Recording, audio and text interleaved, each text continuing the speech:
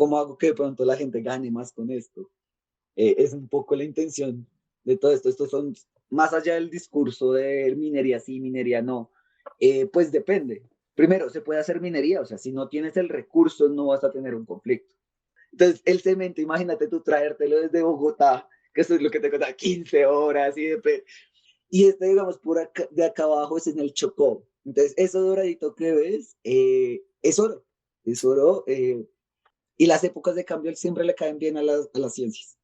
Siempre las grandes investigaciones creo que es un momento donde es para hacer ciencia, para publicar de nuevo, para tener un nuevo boom científico. Este podcast cuenta con el respaldo de el Año Internacional de las Ciencias Básicas para el Desarrollo Sostenible 2022-2023.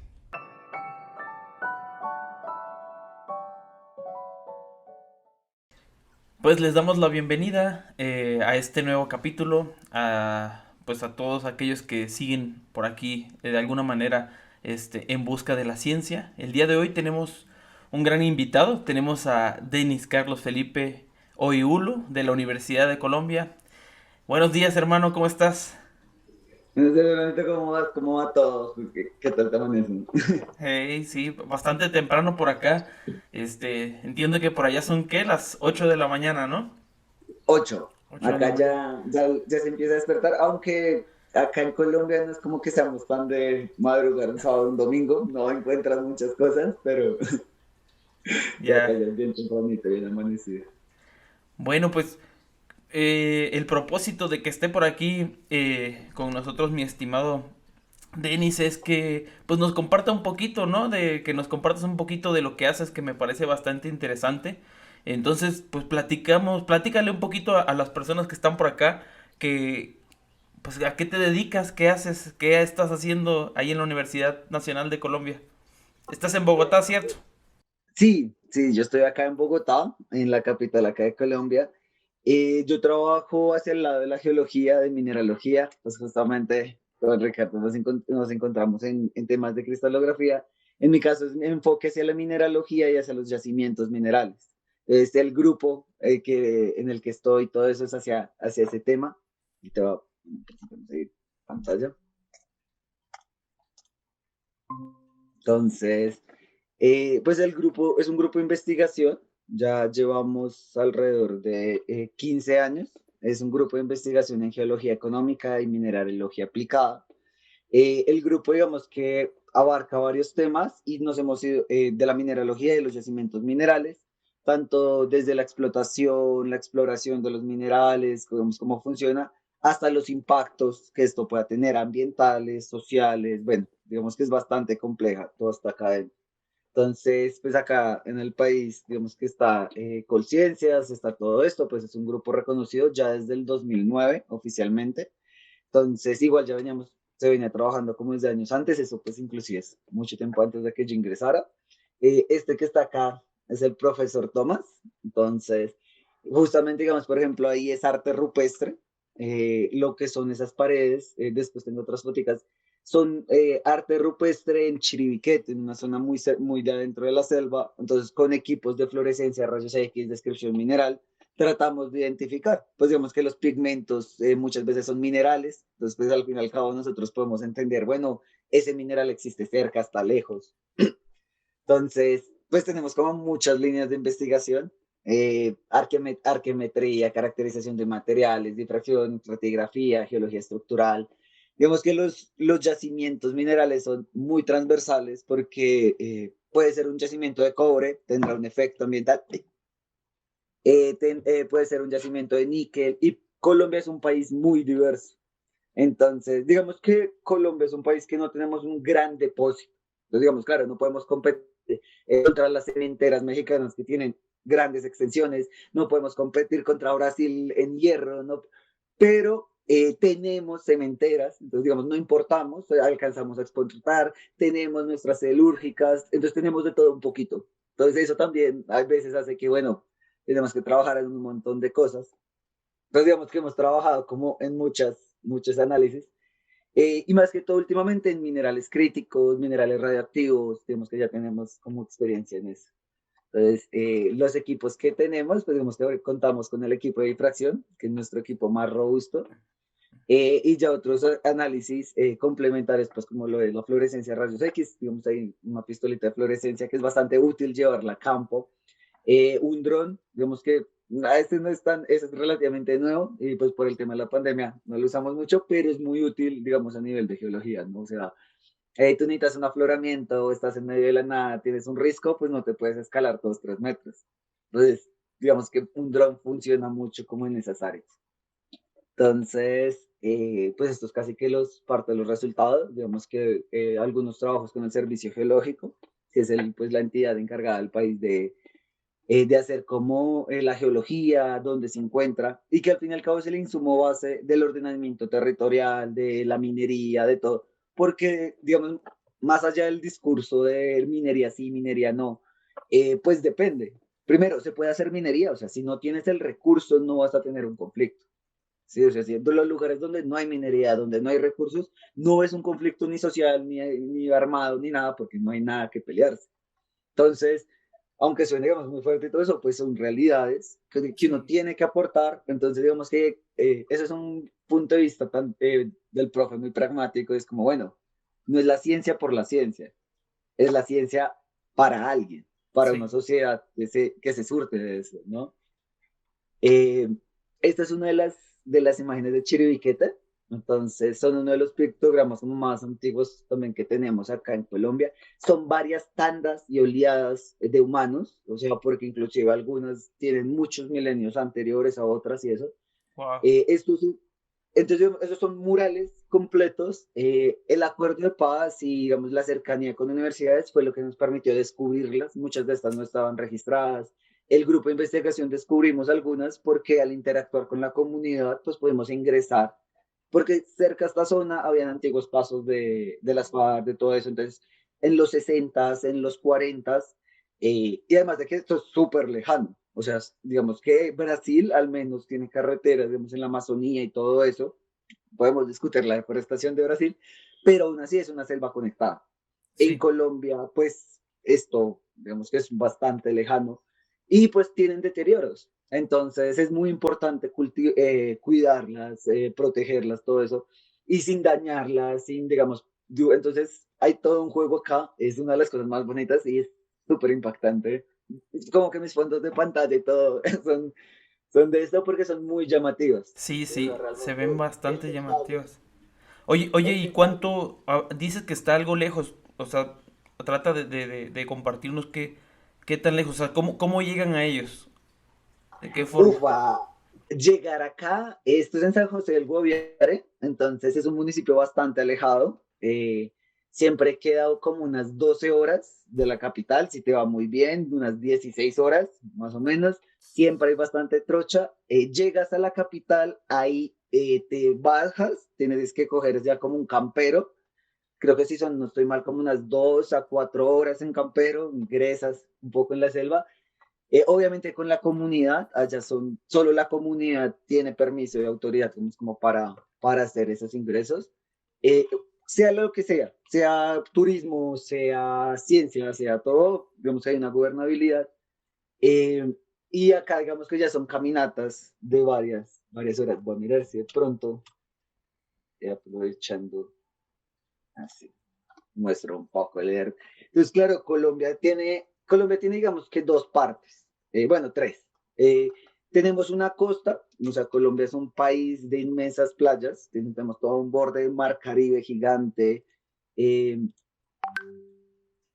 sí, digamos que es un punto muy bonito, muy privilegiado. Es un país muy bonito, con políticos muy feos, pero un país muy bonito. Entonces tenemos como toda esta costa, tenemos la zona interior, que es todo esto, y por acá, digamos, esto es Bogotá, y por aquí ya, aquí cuando se acaba como la vía, por aquí tenemos-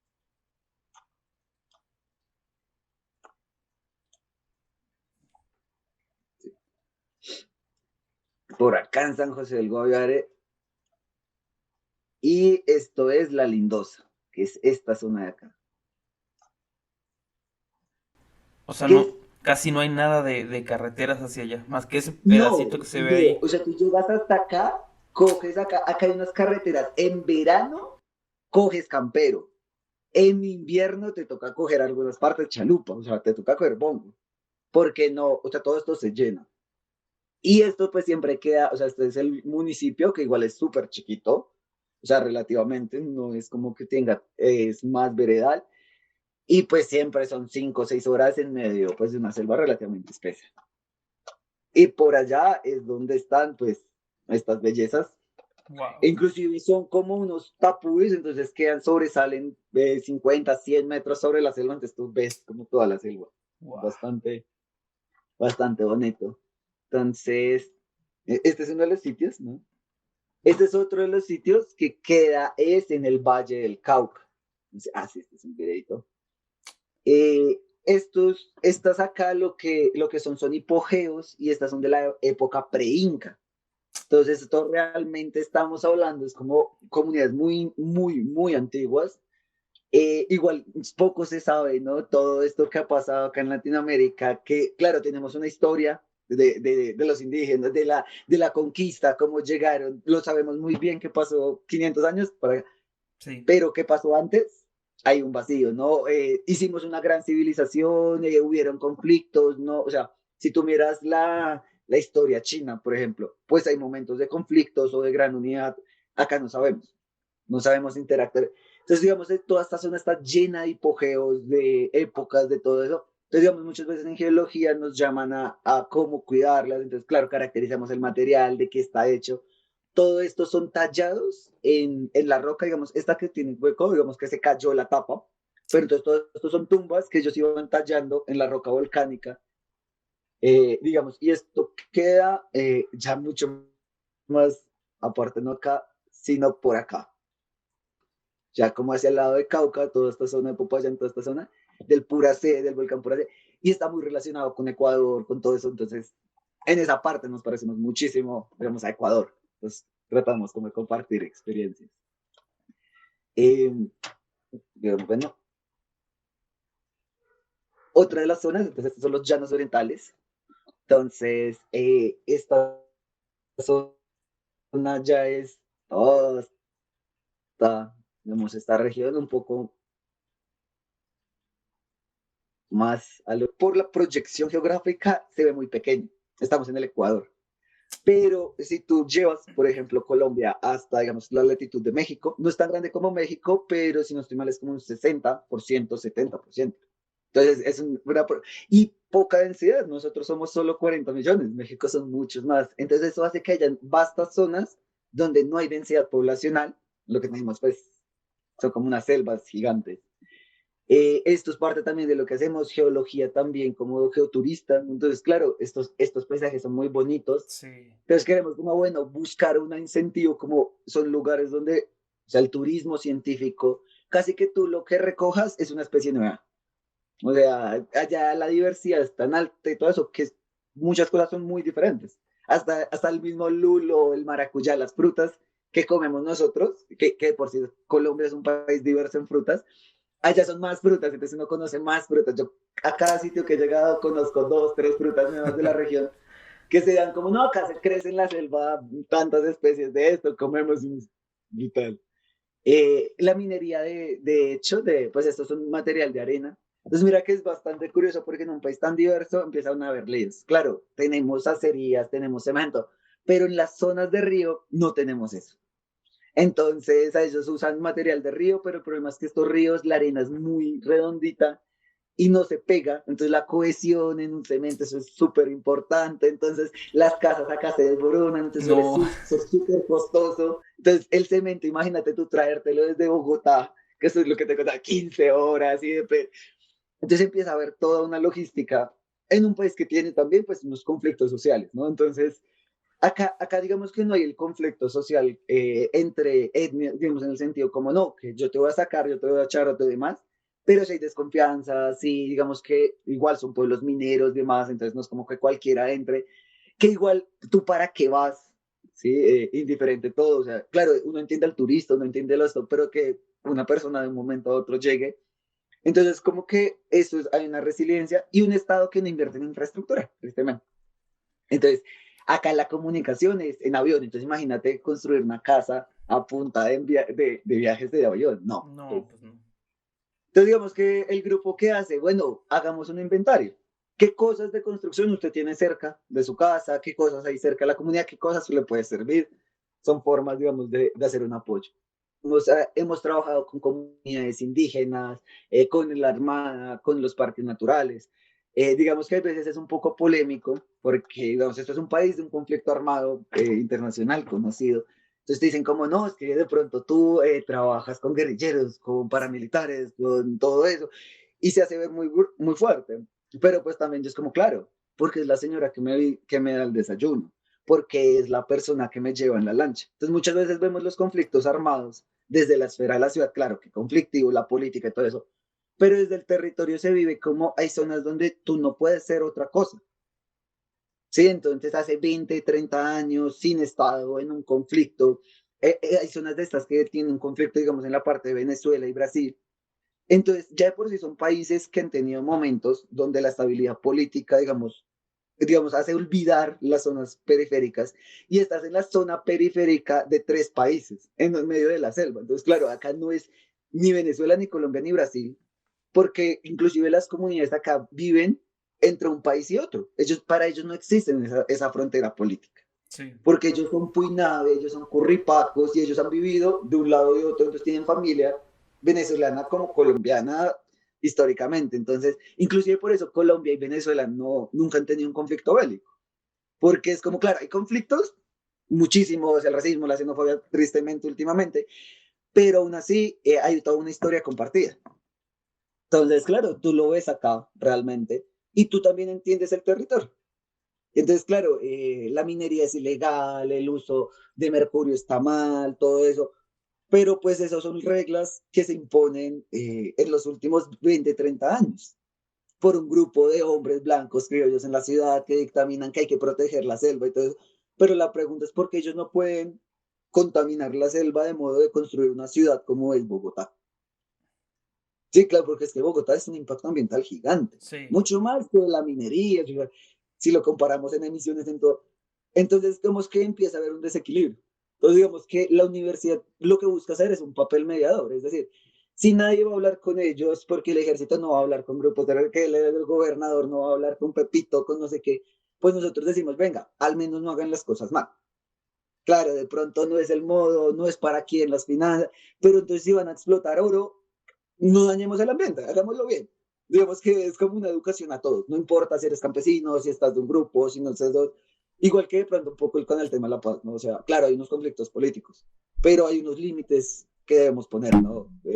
Todo el tema de la paz, como la transición, como bueno, hay unos temas de lesa humanidad, hay unos temas de la niñez fuera de la guerra, hay unos que es como en un país como tan complejo a nivel social, pues es buscar impactar desde tu área, ¿no? O sea, porque ahí vuelve, ¿no? No es ciencia por hacer ciencia, sino es ciencia por alguien. Ese mineral yo lo encuentro en un lugar, yo lo encuentro en una comunidad, yo lo encuentro, entonces, y estas, digamos, esas zonas con ríos, esos ríos, digamos que tú ves ahí, son 5 10 metros de agua inundada.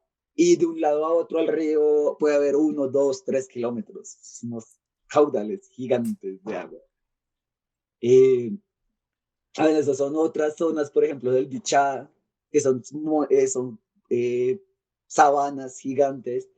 Esto, digamos, haciendo una muestra de suelo, entonces nos tocas como cavar, uno se la inventa. Y este, digamos, de acá abajo es en el Chocó. Entonces, eso doradito que ves es oro. Es oro. Y eso sale en 1 o 2 días de trabajo en ciertas zonas. Entonces, adicional a oro, ellos tienen platino. Entonces es muy curioso porque son zonas más pobres. Pero entonces como todo se vuelve un conflicto, no hay tiempo para la investigación, para la ciencia. Y digamos, el material negro es cromita, entonces realmente es aprovechable. Pero para tú hacer aprovechable eso necesitas una gran industria. Pero tú no vas a meter una gran industria en una zona de conflicto. No. Entonces digamos que se vuelve todo un conflicto. Pero entonces hay saberes muy curiosos. Ellos no usan, no sé si ves que él tiene como una planta, le llaman guasimo Ah, sí. y con esa planta ellos separan el oro del otro material. Entonces le quitas táctica, entonces es un pequeño reemplazo, como al mercurio. Lo que pasa es que, claro, como no tenemos acceso a esas zonas, digamos, yo no he podido volver a encontrar esa planta. Sí, O sea, como, y no he podido volver a ir, digamos, a ese punto. Entonces, hay veces uno dice, mire, hay un montón de saberes allá, en la sí, comunidad, la gente que lo vive, que sabe cómo es. Y que la ciencia nos encantaría saber qué es lo que hace que una planta te sirva en vez del mercurio. Es una planta que tienes el agua normal, pues eso nos daría mucha información, ¿no? Entonces, claro. y en la comunidad, ¿sí? Digamos, con el profe siempre nos ha enseñado es quienes saben son realmente la gente. Nosotros tenemos un componente de campo muy fuerte. ¿Qué es esto? Es ir a mirar dónde está el mineral, dónde está. Después los llevamos a difracción, a todo, pero eso nos hace, digamos, buscar dimensionar, bueno, ¿qué hacemos? Digamos lo que hablábamos, ¿no? ¿Cómo le creo valor a esto? ¿Cómo hago que de pronto la gente gane más con esto? Es un poco la intención de todo esto. Estos son en el Guainía, arriba es el Bichada, abajo es el Guainía, son de las rocas más antiguas que tenemos. Entonces son paisajes muy bonitos. Sí, ¿Sí? sí. Entonces, digamos que nosotros, digamos, es nuestro pago. Precisamente la investigación no es tan remunerada, pero al menos las salidas de campo, digamos, son espectaculares, ¿no? Entonces, allá los ríos, por ejemplo, son rojos, así como y eso es porque tienen tanta materia orgánica y todo eso, entonces suelta taninos. Entonces, claro, los árboles, todo eso tiñen, pero estas son aguas totalmente dulces. Tú te bañas en eso, te tomas de esa agua, o sea, eso no hay ningún bueno, de pronto si tú eres muy citadino, ya pues, de pronto te enfermas. No es lo mismo en el campo acostumbrarte a la agüita del río que a la ciudad, pero es muy interesante. Y en contraste, por ejemplo, y de lo que te contaba, mira, por ejemplo, esto es una roca, esto es un grano mineral de casiterita, de allá. Entonces, es muy ambiguo, ¿no? Todo es una reserva, todo eso, pero en ese lugar son uno de los yacimientos de oro y de tierras raras y de coltán, de estaño, tiene un montón de polimetales, justamente en el río. El río los trae, entonces en el fondo del río, y el único medio de sustento es el oro. Entonces, claro, ahí viene el conflicto, no, pero es que porque sacan oro, no deberían sacarlos, y es como, pero ellos son los indígenas, ellos son los dueños del territorio, ¿por qué los vas a sacar? No, es que el oro está mal. Bueno, entonces, ¿qué actividad puedes hacer? No, ninguna, porque eso es un parque y una reserva, entonces no puedes talar, porque entonces es deforestación, porque... Entonces, ¿qué hacemos? Claro. ¿Cómo les ayudamos? Entonces, hay todo un discurso, ¿no? Además de que es una crítica, ¿no? Cuando veas energías verdes, no son tan verdes. Sí, Sí, no, o sea, eso hacer una celda fotosolar, sí, pero soy un titanio. Y eso hay sí, que sacar ese titanio. Y hay un montón de consumos. Y tristemente, como no es una industria tan conocida, no está regulada. Lo que está hecho de niobio, de titanio, de todo eso, tiene muchas ambigüedades. China no es del todo sincera muchas veces, o son terceros países. Entonces, claro, tú puedes confiar en tu proveedor, pero estas minas a veces son pocos países en el mundo que las tienen. Entonces, Congo, Sudán, Sudáfrica, todo eso. Yo, bueno, tengo 10 minas. De pronto 7 cumplen todas las especificaciones, otras no tanto. Entonces, ahí es un sector complejo, ¿no? Entonces, y con un montón de dudas todavía. Entonces, solo como 5 países en el mundo, si no estoy mal, pueden procesar titanio, estaño, niobio, todo eso a grandes cantidades. Entonces, tú lo llevas, entonces son todos los lugares, todas las minas, llevándolo a Alemania, a Rusia, bueno, antes Ucrania, eh, Kazajistán y China prácticamente son los únicos que pueden hacerlo. Entonces hay toda una geopolítica entonces alrededor de eso, ¿no? ¿Quién los compran? ¿Quién los venden? Las guerras geopolíticas no son gratuitas, no, o sea, algo las mueve. Entonces uno inclusive hasta termina conectando, hay una conexión geológica que tú puedes trazar entre Colombia, Brasil, llevarla al África y subirlo. Acá. Hay un cinturón metalogénico de titanio, de hierro, de todo. Por eso los conflictos son en esas regiones.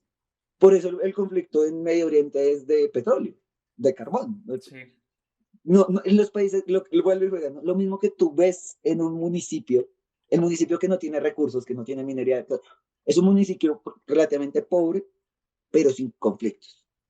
Donde hay minería, donde hay palma de cera, porque ni siquiera siempre hay minería, donde hay cualquier otro recurso muy fuerte, hay conflictos humanos. Entonces, ¿Cómo resolverlo? Es complicado. Una frase así como del profe era como, bueno, de pronto en otros países, porque nosotros le decimos, profe, pero usted, ¿por qué se viene a este país acá? Se pega como estos viajes con uno hasta la mitad de la nada, de los sitios menos explorados del mundo.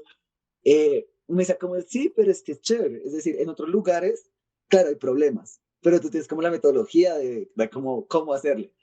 Acá el problema es que no sabes cuál es el problema. Entonces es como, bueno, formulemos el problema. Y es como, porque el problema a veces nos molesta, es como, chicos, están muy dispersos. O sea, claro, parte del problema es que Cristóbal Colón descubrió América, pero ustedes no pueden redactar un proyecto con eso. Fue como, es claro. Entonces, sí, no, y ya pues digamos que ya lo es muy, muy científico como para... lo que intentamos es trabajar manejo de datos. Entonces lo último que me he enfocado es como, bueno, pero ahora yo tengo 100 datos, o sea, ya la nueva ciencia ya no te dice toma 5 datos, no, hace una Sí. estadística, hace, y me dice, va a mira estadística, 1000 datos, y no, entrena tu modelo con 10.000 y yo feliz con mis 3 polvitos de difracción. yo, entonces, claro, hemos trabajado con el servicio, entonces lo que hemos ido tratando es cómo hacerlo. Entonces tú tienes que hacer un Ritbel no tan específico, o sea, nosotros estamos lejos de llegar todavía como la ciencia. Para nosotros, un respective de 10 sirve. Sí, ya, o sea, porque claro, hay veces cosas feas. Entonces, lo que tú haces es como, bueno, algo que sea estadísticamente válido y demás, tú sacas muchas muestras y empiezas a hacer como asunciones, ¿no? O sea, como muy bueno, una fase mineral es tal, se define como la suma de sus factores, entonces yo puedo decir que una fase mineral es como todas esas sumas, yo puedo decir que una muestra es como la suma de todas las fases, entonces esto como que lo empiezas a trivializar y lo que intentamos sacar es como matrices de datos. Entonces, claro, tengo una columna, todo eso, entonces ellas están organizadas. Entonces, claro, imagínate, coge un pozo petrolero y le haces entonces una muestra cada 5 metros, 10 metros, todo eso. Le haces un ritmo de la muestra, la defines y después quieres mirar cuánto cambia. Entonces, ¿qué cambia? Que tiene más cuarzo, menos cuarzo, que algo depende, ¿no? Sí. Porque, pues, la geología es eso, ¿no? Y que digamos que si volvemos como a la parte de atrás, piensa que, claro, esto se ve divino, pero imagínate lo jodido que es llegar a la cima de una montaña. No, entonces estás en medio de la nada, a veces son 2, 3, 4, 5 horas en selva. Y no es como, el otro día, digamos, no pude llegar, en Semana Santa, no pude llegar a un sitio, porque claro, era como, no, pues nos tocaría quedarnos acá en un cambuche en medio de la selva, como unas 8 o 10 horas de coger señal, eh, y mirar a ver cómo quedarnos igual. En esas zonas, sí hay, digamos, ellos les llaman tigres y leones, pero son grandes felinos. O sea, entonces, y allá es como a ti te dicen un tigrillo, no piensa un tigrillo de los chiquitos, como los tigrillos de allá ya son como el nivel de un pastor alemán y todo eso, o sea, ya te atacan. Ya Sí. tú eres comida de tigrillo. Entonces, animales, serpientes, todo. Entonces uno dice, pues no, solo tengo una muestra. Tengo 10, tengo un pozo estratigráfico, pero tengo que interpolarlo a 100 kilómetros, a 200 kilómetros de selva. Entonces, trabajar con datos y estadística se vuelve pues como una pieza clave. Ahorita estamos intentando como inteligencia artificial, ver qué se puede hacer, ¿no? Como con todo esto. Entonces es como la parte bonita, interesante, digamos, del esto. Esto es el 20% del grupo de investigación, el otro 80% es burocracia, pero eso ya sabemos cómo es. Wow, es increíble todo lo que hacen y pues también me has mostrado un poquito, ¿no? De lo mucho que seguramente hacen. Fíjate que me causa mucha curiosidad, ya dijiste que pues se le cuestiona ahí al profesor por qué hace todo lo que hace, ¿no? Y a él tiene su respuesta, pero ahora me da curiosidad saber qué es lo que motiva a alguien como tú, de la ciudad de Bogotá, a estarse metiendo a todos estos lugares, a hacer lo que hacen. Y pues obviamente entiendo tienes un motivo, ¿no? Que eh, pues te mantiene ahí, ya llevas bastante tiempo por ahí. ¿Por qué, por qué hacer esto? ¿Por qué salir de la ciudad de cierta comodidad y meterte a todos estos rollos? Es raro, ¿no? Pues bueno, obviamente, digamos, una parte de mí, pues también el profe fue la que esa curiosidad, una curiosidad y una personalidad curiosa, que es algo como que creo que es como muy común en las ciencias y más en este tipo, ¿no? Parte de la curiosidad del ¿por qué quieres ir hasta allá a solo verificar tal dato? Si es como, no, porque lo leí en un paper, entonces yo quiero ver si es cierto. Y es como, no, tú estás refutando el paper. No, solo me da curiosidad ver la misma roca que la vio, no sé, este man. Entonces, digamos, hay como un sentimiento de curiosidad. Igual yo crecí en una clase media alta, entonces digamos que tuve un acceso a una buena formación en el colegio y demás, porque pues claro, la ciencia también es verla, o sea, cuando tú ves un profesor, cuando te la enseñan de forma correcta, de forma interesante, a ti te genera interés. Eso por un lado, y por otro lado también fui de contrastes. Entonces, el vivir en un país con alta desigualdad hace que tengan muchas burbujas. Somos un país colectivista, entonces tenemos muchas burbujas pequeñas que se contrastan con otros. Entonces, mi colegio era privado, bastante prudente, con unos accesos, mis compañeros tenían más ingresos que yo, todo eso. Entonces, y yo me hablaba con ellos, y yo salía del colegio, pero a 2, 3 cuadras había una zona de tolerancia, era una de las ollas y barrios de consumo más fuertes de Bogotá. Y pues en una época donde Colombia tampoco era que resaltara mucho en esas. Entonces, claro, estamos hablando, son más pesadas, pero que yo simplemente era un niño de 11 12 años caminando, digamos, a unas horas que simplemente me hablaban. Entonces, para mí nunca hubo el, uy, qué pesada la olla, qué fuerte el contexto, porque inclusive solo eran pues, habitantes de calle, gente que por muchas razones llegó ahí, entonces me decían, no, mira, yo soy doctor, tuve exposiciones de arte en Francia, no sé qué, pero estoy acá por un montón de decisiones, entonces yo simplemente empecé y eso me contaba. Entonces eso también me creó como una curiosidad y también un rechazo social, porque me da un rechazo como, venga, ¿por qué ya estás, por qué pasa esto? ¿Por qué se dan estos absurdos?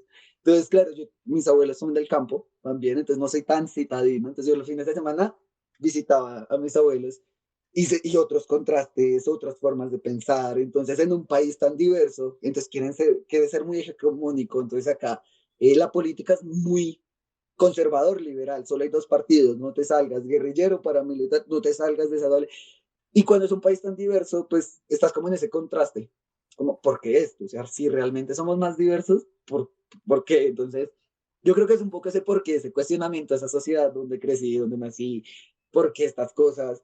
Y cuando te das cuenta del potencial que tienes, entonces como que hablas con otras personas como, no, qué interesante, qué bonito eso.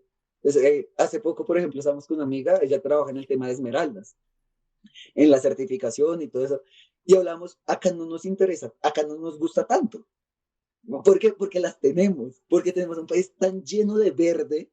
O sea, tú miras el Google Maps, es claro, es verde, dice que el verde intenso no nos impacta tanto. Entonces, para nosotros es como, así bien bonita, tal. A mí no me duele, yo tengo varios análisis, con las cojo tal la escritura y no es tan bonito el patrón de difracción. Esmeraldas tipo gema, tal, claro, y uno empieza después a dimensionar esos contrastes, como ve, esto es hermoso, o sea, esto es muy interesante. Claro, no me gustan tanto las gemas porque no soy tan vanidoso, yo soy bien hiposo, ¿para qué? Pero empiezas a entender como inclusive lo interesante de una gema, de lo raro que sea la gema a nivel cristalográfico, entonces como que encuentras una pasión en todas esas dualidades y caos de este país. Es bien curioso, no sé, qué de pronto es la respuesta. Fíjate que igual algo que estaba pensando es que los motivos de hacer ciencia, este tipo de ciencia que hacen, me hacen recordar mucho lo que ahora en este momento está pasando en México. El Consejo de Ciencia y Tecnología está haciendo como esfuerzos para que justo la ciencia tenga un porqué en relación a la sociedad. Y porque por mucho tiempo la ciencia se hizo con fines de unos cuantos, de unos pocos.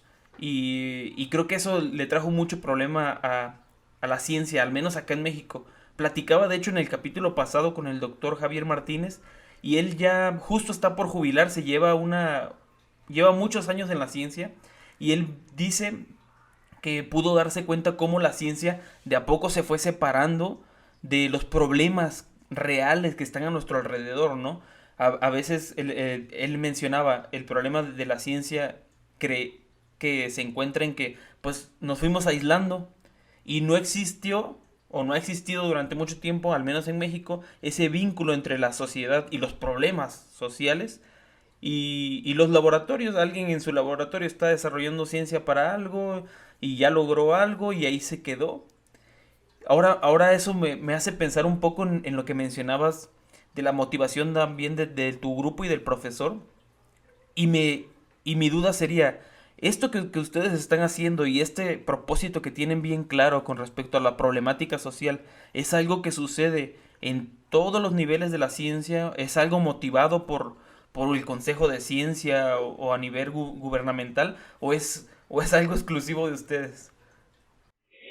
Yo diría que, bueno, no es exclusivo, pero es inusual. O sea, es decir, lo usual es que nosotros somos inusuales. Entonces, a veces es como, siento que hay muchos choques. De hecho, tenemos a veces choques culturales. Claro, porque incluso yo me di cuenta, el profe es alemán. El profe que me dirige es el profe Thomas Kramer. Él es alemán, bastante hacia el lado liberal, con unas concepciones de sociedad de todo muy diferentes. Entonces, uno de los problemas que tiene Colombia, Latinoamérica también, es la lejanía del poder. Entonces, para nosotros el profesor está allá. Entonces usted no le, o sea, usted entre amigos le dices, no, el profeta, le pones la mota, pero frente al profesor no, hay una lejanía. La lejanía hacia el presidente, la lejanía al político. Para él no, para él no hay una lejanía al poder, sin que eso obviamente pase al irrespeto, ¿no? Entonces, claro, yo le digo, no, profe, ¿cómo estás? No sé qué, entonces muy cercano, entonces lo veo como un igual, pero obviamente toda la experiencia, todo, o sea, no, digamos, académicamente superior, pero no hay una superioridad como moral en toda esta parte, que a veces a nosotros nos aleja, entonces y lo que tú dices, entonces genera una desconexión, porque como el académico está allá, está en su laboratorio, está en su pedestal, entonces no molestemos al académico con esta boba pregunta. Entonces, digamos, a nosotros nos pasa mucho, y mira que con la geología uno se da cuenta de eso, de que, digamos, y lo cuestionamos ahorita, es algo nuevo, creo que es generacional, diría, de decir, como venga, la hemos venido cagando. Es decir, todo el mundo nombra minería y nos odia. ¿Realmente es culpa de todo el mundo? O sea, uno puede llegar a decir, bueno, es que todos me caen mal, todos hablan mal de mí, todos, y ya cuando dices todos, pues algo hice. Entonces, claro que fue la mea culpa, la pésima divulgación. Dejamos que otros hablaran. Entonces, no solo que nosotros nos callamos y nos alejamos, sino que dejamos que ese espacio fuera ocupado por otras personas que no son doctas en el aspecto, que no saben del tema y que charlan es muy bonito. Entonces, nosotros se nos olvidó charlar. Entonces, charlar, entonces, tengo profesores, no, es que no le diga piedras, narro. Yo voy al campo y yo le explico a la gente en los términos de la gente. Yo Claro, soy el que llevo estudiando años. Yo soy el que debo manejar el discurso. Una persona que no lleva años estudiando, porque tiene que saber tu lenguaje técnico. claro. O sea, si tú no logras explicarlo de forma sencilla, tú no estudiaste bien.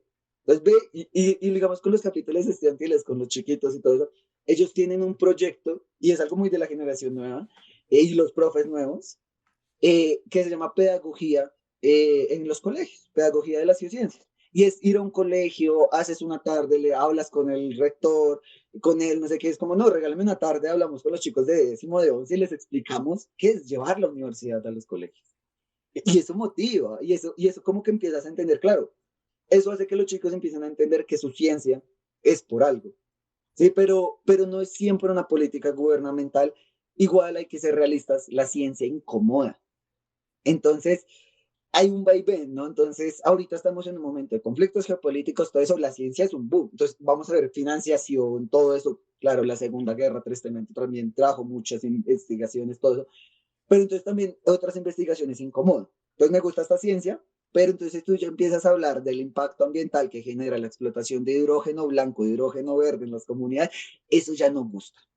Entonces, no importa si es de izquierda, progresista el presidente, pero entonces ya, y se vuelven falacias. Entonces, ¿qué es lo que yo digo? Claro, el fracking está mal, pero cuando empecemos a hacer fracturamiento hidráulico para sacar hidrógeno, como el hidrógeno es verde y el petróleo es negro, entonces ese fracking de hidrógeno será bueno. Y es como, no, ven, o sea, el problema no era el fracking, el problema nunca ha sido el fracking, el problema es quién lo hace. Sí, Es diferente una empresa con las cuestiones legales, que la misma empresa diga, oiga, no, me di cuenta por estudios que acá ambientalmente no es bueno hacerlo y decido no hacerlo.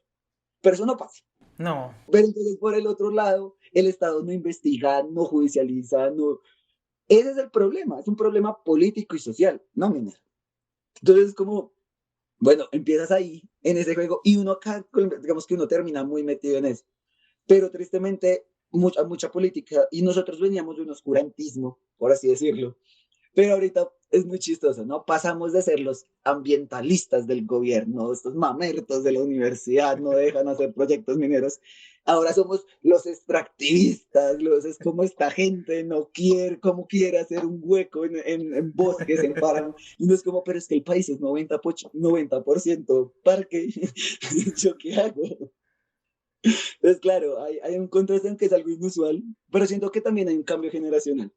O sea, digamos que no lo dejo como un hecho aislado, milagroso, fortuito, sino que de pronto es un hecho que con el tiempo, lo que tú dices, ¿no? Empieza a pensarse eso, ¿no? Empezamos a replantearnos nuestra identidad. Siento que Latinoamérica empieza a tener una identidad inclusive científica yo siento que los científicos colombianos, inclusive los latinos, somos muy creativos. ¿Por qué? Porque no tenemos todo. Entonces yo a veces pienso y cuando incursionas a todo, no, es que acá tenemos tres ICPs de láser ablation y este es para tierras raras y este es solo para lantánidos y este es solo para gases. Y no es como, uff, nosotros nos toca cambiar todo a otro país. Entonces, como tú no tienes el equipo, entonces lo que tú tienes, no, tú seleccionas mejor el grano mineral, o sea, a ti te toca coger 50 granos que el profe en el otro país te va a regalar, tú no vas a cometer un error de llevar un mineral, entonces tú lo haces súper preciso, o sea, el reactivo es costoso, entonces tú haces mediciones pequeñas, entonces nosotros no gastamos reactivos, los procesos nuestros son súper eficientes, porque es como, uy, tengo 3 intentos para mi tesis, tienen que ser los más óptimos. Sí, fíjate que también coincido contigo, la creatividad es una cualidad que tenemos en general creo en toda Latinoamérica, porque sí, justo, o sea, yo no conozco un laboratorio en Latinoamérica que tenga todo lo que necesita, todo, absolutamente todo, no, porque pues justo lo que dices, hay que mandar muestras a otros lados en donde pues sí lo tienen todo, ¿no? Y pues de alguna manera la creatividad ha jugado un papel importante en las investigaciones y que son muy muy buenas investigaciones como lo que nos estás mostrando. Para ir cerrando, quería retomar un poquito lo que dices de este cambio generacional que se está dando. Yo sí puedo percibirlo y me gusta lo que veo. Creo que estas nuevas generaciones que comienzan a interesarse, por ejemplo, en la ciencia, se hacen preguntas, esas preguntas que quizá muchos atrás de nosotros o incluso nuestra generación no se hizo, en relación a por qué me voy a dedicar a esto, ¿no? Realmente a quién le va a servir y todo este tipo de cuestiones. Entonces me gustaría que para ir cerrando nos pudieras compartir algún mensaje para esas nuevas generaciones que se cuestionan si seguir dedicando su tiempo a la ciencia, si vale la pena, qué van a encontrar si se dedican a la ciencia, por qué sí vale la pena. ¿Qué mensaje les podrías dejar por ahí a todas y a todos los que pues vienen ahí con el interés? Pues yo creería que, el- que la ciencia lo que realmente hace es un pensamiento científico. Yo creo que a veces digamos, tenemos un pensamiento, no, que me gradúo de esto y debo trabajar en esto y todo eso, pero más allá de eso, ahí es un pensamiento que se genera, una curiosidad latente. Entonces, realmente cuando tú empiezas a estudiar las ciencias, tú dejas de ver el mundo como lo veías antes. Y yo como geólogo, ya voy a un lugar y lo que me parece grandioso y todo eso es parte de esa ciencia que he conocido. Claro, porque esa montaña está ahí, porque ese río está ahí, porque porque entonces, claro, entiendo la física de pronto de las cosas, entonces cuando veo las cosas, entonces me imagino el rayo atravesando y me apasiona explicarlo, ¿cierto? La ciencia es una pasión y se vuelve un estilo de vida. A veces de pronto el miedo que tenemos en esta nueva generación es por el futuro, ¿no? Tenemos un futuro incierto, no sabemos si vamos a trabajar, no hay modo. De pronto a veces no hay un modo de saber si vamos a tener un trabajo estable, no vamos a tener un trabajo estable, si vamos a poder ejercer o no. Pero creo que a veces en medio de esa incertidumbre, hacer lo que quieres te construye. Entonces vas a ir logrando, y llega un punto que la ciencia te da unas respuestas muy interesantes, muy bonitas, Y creo que por lo menos cuando se hace ciencia con comunidad, me parece súper gratificante. Realmente ir a sitios, ver las personas entendiendo y entendiendo el mundo que los rodea, eh, creo que ahí viene una pasión y una curiosidad muy, muy interesante que igual vienen épocas de cambio. Y las épocas de cambio siempre le caen bien a las ciencias. Siempre las grandes investigaciones creo que es un momento donde es para hacer ciencia, para publicar de nuevo, para tener un nuevo boom científico. Yo creo que ahorita estamos porque hay muchos problemas, entonces hay muchas cosas por solucionar. Pues no me queda más que agradecerte, Denis. La verdad es que eh, yo desde un inicio imaginé lo interesante que sería, pero no creí que fuera tan interesante. Tenía una idea de lo que hacías, pero ahora me llevo pues un sentimiento aún mayor en cuanto al interés. Es increíble todo lo que están haciendo como grupo y pues quizá mi invitación sería a no dejar de compartirlo, ¿no? No dejar de difundir porque seguramente las personas que ahora nos estén escuchando, hombres y mujeres interesados o no en la ciencia, podrían también estar interesados en saber un poquito más de lo que haces. Y en ese sentido, quisieras tú compartirnos, no sé, algo de redes sociales, cómo te encuentran, o un correo, o un contacto para el grupo. ¿Tienes algo así como para que la gente pueda Eh, contactarles? sí, pues sí, digamos que hay varios. Ahorita los chicos de la SGA, así, SGA, UNAL, digamos Sí. en Instagram o eso, así, que es ¿cómo es? Student Capture Geology Applied. Ok. Applied. Entonces, SGA, UNAL, ellos publican muchas veces como cositas de geología, cositas que salimos.